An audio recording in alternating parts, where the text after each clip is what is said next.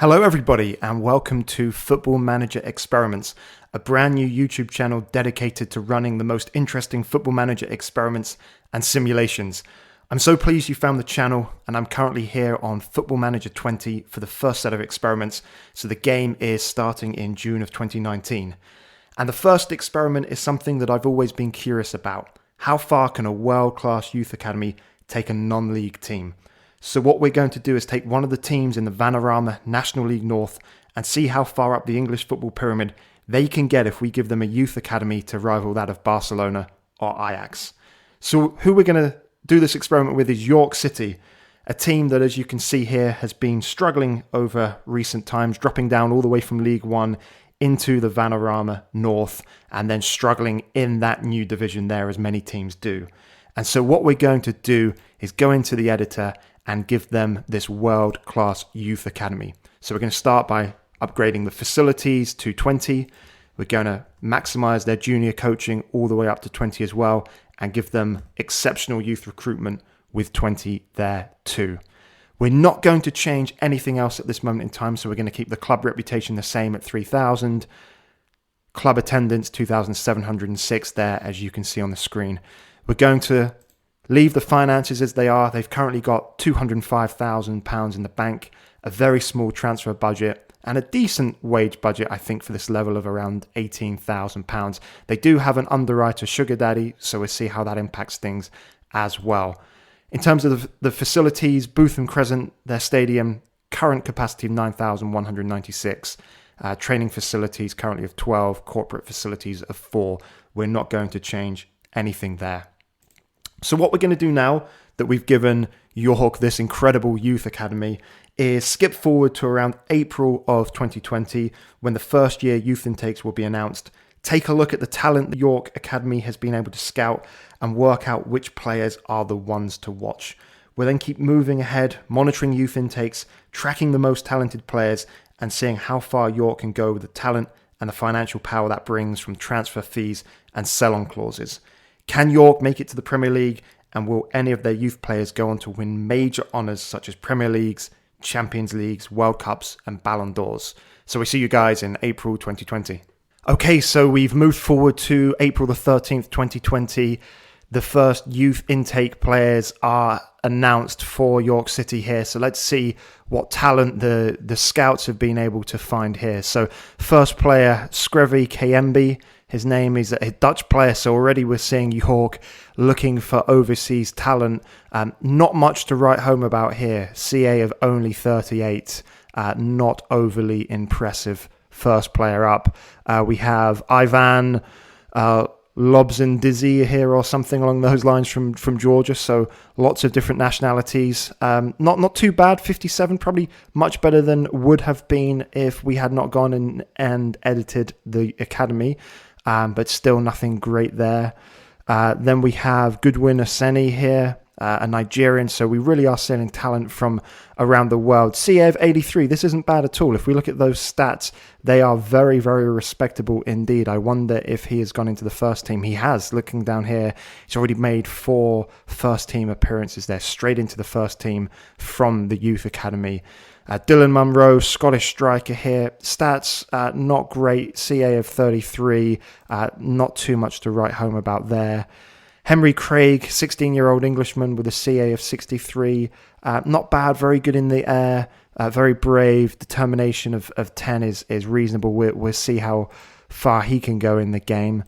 Then we've got Brad Levy here, CA of 32. Again, not much to write home about there for the English youngster.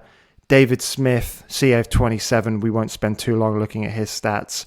Sean Stead, CA of 80. This isn't bad at all. What stats? Heading, very strong defensive midfielder. Good at marking, likes a pass as well. Determination of 14, which certainly bodes well. And yes, he's also gone into the first team. One game so far and 1 yellow card. Not too surprising given his aggression of 14 in the position that he plays. Then we've got Mitch Colton, CA of 41, young English striker. Not going to do too much, unfortunately, here. Michael McEachran, CA of 35. And then finally, Ryan Rees, CA of 48. So not bad, certainly better than what would have been expected. A couple of players of interest for sure. Let's also see how York are getting on at the moment. So as we can see, they are currently residing 4th in the Vanarama National League North. Let's go and have a look at that table so far. So they are on 65 points, not quite yet into the playoffs, but they should be there given there are only a handful of games left and they've got a good 7 or 8 points on the rest of the teams. So if we have a look at the schedule here of York City, let's see how they've done this season. Excellent pre-season for them, very impressive there.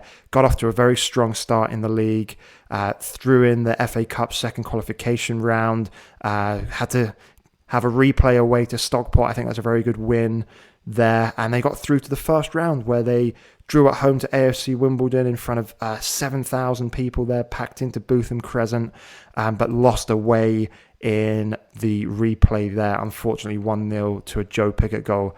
Got through to the first round of the FA Trophy before Stockport got their revenge. And as you can see here, this is really where they probably lost top spot in the league table. What is that? That is some 6 draws in a row before a few wins. So only 3 games left of the season. They will be in the playoffs. It's a very, very hard league to get out of. I believe only one other team may go up in the playoffs. They have a very interesting playoff system here. So what we're going to do now, we're going to skip forward another year to the second round of youth intakes, see if York got promoted, see what happens to some of the talent. We'll just actually go in and check quickly, and you'll see here that it's Aseni and Steed have made it through into the first team as well, the 2 16-year-olds in that matchday squad already. We'll see if they can hold down some spots, see if any bigger teams come in, not currently wanted by any teams there. And we'll see what that second round of youth intake players look like, along with how York is getting on and where the current players are residing. So we'll see you in April of 2021. All right, we're now in April 2021, 13th of April 2021, and we're looking at the second year youth intakes for York City. A good number of players in the roster again that have come in and been scouted through the Exceptional Academy. We're just going to have a look at them and see if there's any players to watch here. So first up, Matt Goodridge, a Welsh left back, CA of 50, nothing too special there unfortunately. Stuart Davis, a young English central defender, CA of 48, so again not too much going on there. Alan Backhouse, central defender, CA of 71, so slightly better. We'll probably have to keep our eye on him, see if he gets snapped up by a higher club and if he manages to break through into the first team there. So he's certainly one to keep our eye on.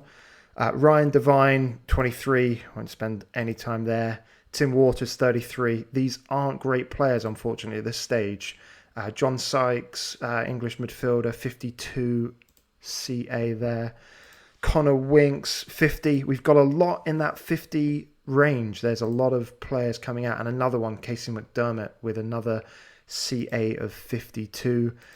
Christopher Ibe, Nigerian left winger, 26 CA. So we won't spend any time looking at him, unfortunately. Sam Chandler, another one around 50 with 45. Thomas McEachran, maybe the brother of, I think it was Michael from the first year intake. CA of 46. So again, he's not going to set the world on fire, is he, unfortunately? Craig Healy, CA of 38. And finally, Philip Kelly, Northern Ireland right back, with a CA of, guess what, 50. There we are. So probably just 1 or 2 players to look out for there, Alan Backhouse in particular. But let's go and see how York did in their first season in the National League North. I think they finished 4th by the looks of it. Let's go and see how things went down. So they did get through to the playoff first round. They beat Spennymoor there before losing in the playoff semi-final away to Boston United 2-1 after taking the lead. So a pretty disappointing end to the first season there. And as I mentioned, it is a very, very tough league to get out of, the Vanarama North. So let's go through, see how they did in the second season. They finished 3rd.